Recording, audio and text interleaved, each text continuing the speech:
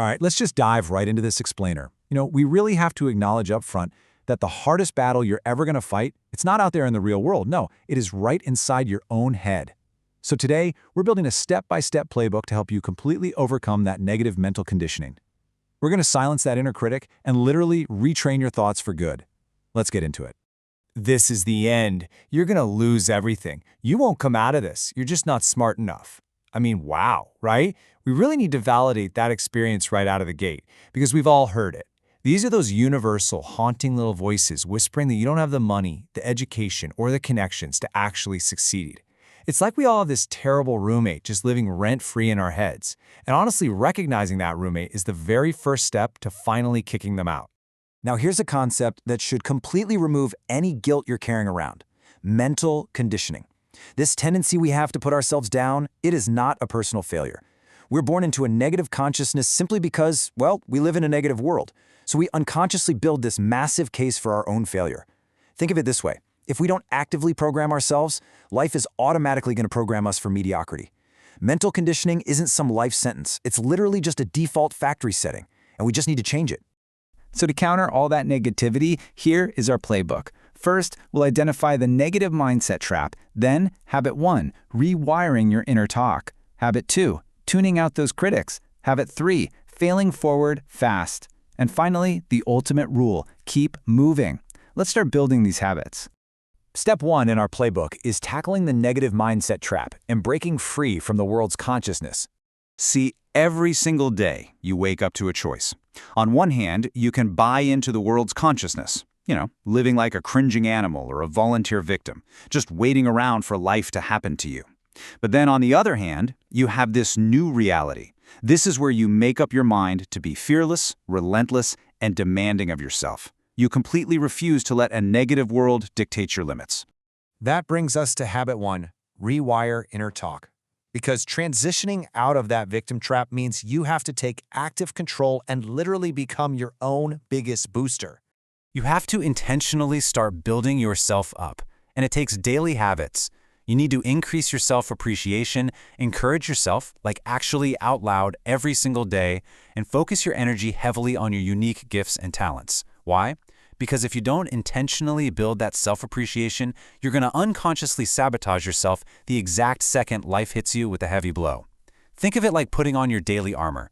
And the absolutely crucial shift here, it's moving away from "I hope this happened" to "I believe this can happen." It's transposing your mindset from passively hoping for a good outcome to operating on unshakable faith.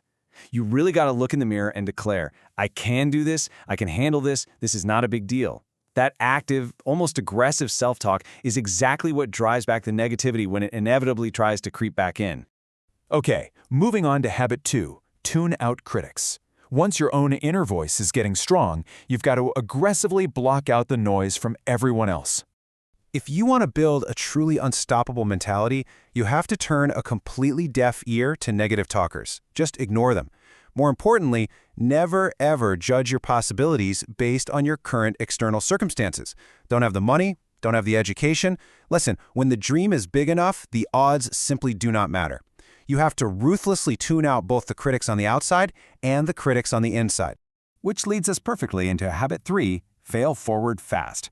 This habit directly addresses the inevitable setbacks, because let's be real, life is a classroom, and every single one of us is going to take an L at some point.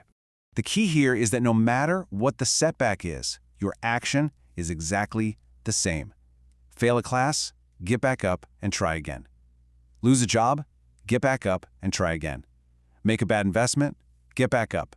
Business doesn't work out, don't stop. And whatever you do, don't quit. It has to become this relentless, automatic, repetitive cycle of recovery. Honestly, that is the only way you drain failure of its power. It ain't failure if you learn from it. Man, that quote just summarizes the entire mindset perfectly, doesn't it? Every single mistake is really just a lesson in disguise. If you stop and look back at your own life, you'll almost always find that your darkest, lowest moments, those were the exact crucibles that developed your toughness. Those were the moments that projected you forward into your biggest wins. And I absolutely love this perspective. When you fall, fall on your back. Because if you can look up, you can get up. Think about it. Falling isn't the end of your story. It's literally just a position. If you have the awareness to look up at your goal, then you definitely have the heart to get back up and keep chasing it. Finally, we reach the climax of our playbook, the ultimate rule. Keep moving. This is all about dealing with the harsh reality that breaking your mental conditioning is a grueling dogfight. You know, life is going to whip you. It's going to deal everyone a bad hand eventually. But here is the secret. Adversity only makes the weak weaker. It makes the stronger stronger. Pain is tricky like that. If you don't actively take control of your pain, I promise you, it will absolutely control you and dictate your life. You have to learn how to confront your hardships head on. You literally have to tap pain right on the shoulder and say, I know you're there, but I'm built to deal with you. That is your declaration. It's an all-out mental war to drag yourself out of that rut and reclaim your full potential. You need to tell yourself this every single day. I'm bigger than this. I got me here, I can get me out of this. Seriously, stop whining, stop crying about it, because the harsh truth, the world doesn't care. Instead, you have to demand greatness from yourself. Vow that you will not let the struggle destroy you.